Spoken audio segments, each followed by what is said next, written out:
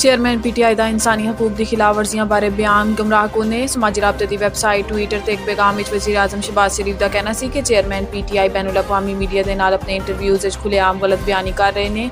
9 मई के वाक़यात तो बाद मुल्क इंसानी हकूक की खिलाफ वर्जियां के हवाले तो इन्हों का बयान गुमराह ने इसका मकसद पाकिस्तान से दबाव पाना है। शहबाज शरीफ ने कहा है कि इन्हों की पार्टी ने 9 मई को जो किया और रियासत से हमला सी। दुनिया का कोई भी मुल्क सालमियत को तबाह करने की ऐसी कोशिश को बर्दाश्त नहीं करेगा।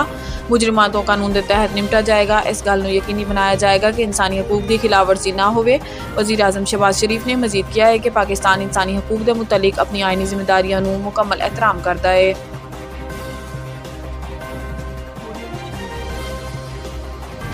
पीटीआई चीहां ते पार्टी चेयरमैन नाल राबते च इस्लामाबाद की जिला कचहरी सहाफियों नाल गुफ्तगू करते हुए असद कैसर ने कहा है कि मैं तहरीक इंसाफ चीहां ते चेयरमैन पीटीआई के राबते च इन्होंने दसिया है कि अज मेरे 4 केसिस ने। जहांगीर तरीन नाल राबते के सवाल से साबिक स्पीकर ने कहा है कि इन्हों जहांगीर तरीन नाल कोई राबता नहीं। सहाफी ने सवाल किया कि फवाद चौधरी पीटीआई के रहनुमावां लैके जा रहे हैं, तुहाडे नाल कोई राबता होया? इस ते असद कैसर ने कहा है कि मैं पीटीआई च ही हाँ।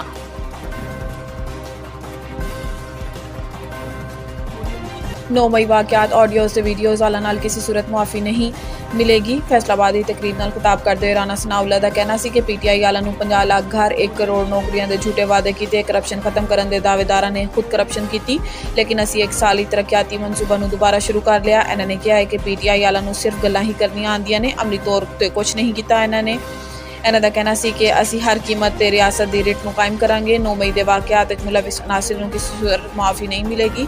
इस गिनावने अमल शामिल अफराद नकदी लकीरां भी कढ़नगे तो माफ़ी नहीं मिलेगी। वज़ीर दाखिला का कहना सी कि ऑडियो से वीडियोज़ वालों किसी सूरत मुआफ़ी नहीं मिलेगी।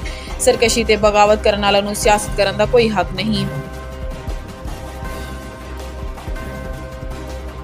जिन्ना हाउस लाहौर ते शरपसंदा के हमले का एक होर सरगना बेनकाब। जिन्ना हाउस लाहौर हमले के शरपसंदाएं चो अली रजा उकाड़ा तो आया सी, जो कि हुण कानून की गिरफ्त आ चुका है। अपने एतराफी बयान अली रजा का कहना सी कि इमरान खान की तकारीर फौज दुश्मन का सबब बनिया। 9 मई को तयशुदा प्लान के मुताबिक लाहौर के कोर कमांडर हाउस के जलाओ घिराव का हिस्सा बने। मनसूबा जमान पार्क पीटीआई की जेर क्यादत तय किया गया सी।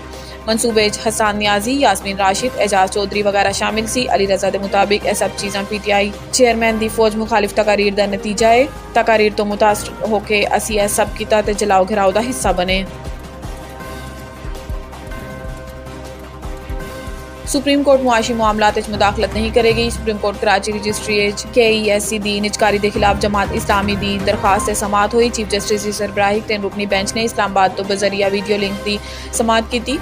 जस्टिस अतर मीनुल्लाह का कहना सी कि यह पॉलिसी मीटर है, इन्हों का दायरा इख्तियार ए कोर्ट ते नहीं। मेरा ख्याल है कि पहले मुनासिब फोरम ते जाना चाहिए है। जस्टिस आयशा मलिक का कहना सी कि हुण ते इदारे की निजकारी हो चुकी है तो इदारा तवील अरसे तो काम कर रहा है। वकील जमात इस्लामी रशीद रिजवी का कहना सी कि आदेश कई मामलात हल तलब ने, मैनू सुना जाएगा तो दसांगा कि समात क्यों जरूरी है। इस हवाले तो अहम निकात अदालत ने रहनुमाई करना चाहता वा। जस्टिस उमर अताब बंदियाल का कहना सी कि निजकारी 18 साल हो चुके हैं, कई डिवेलपमेंट्स हो चुकी ने। तुसी दरखास्त अपडेट ते अपग्रेड कर लवो तो अच्छा है। तुसी पहले हाई कोर्ट तो रजू करो, फिर सुप्रीम कोर्ट आ जाओ।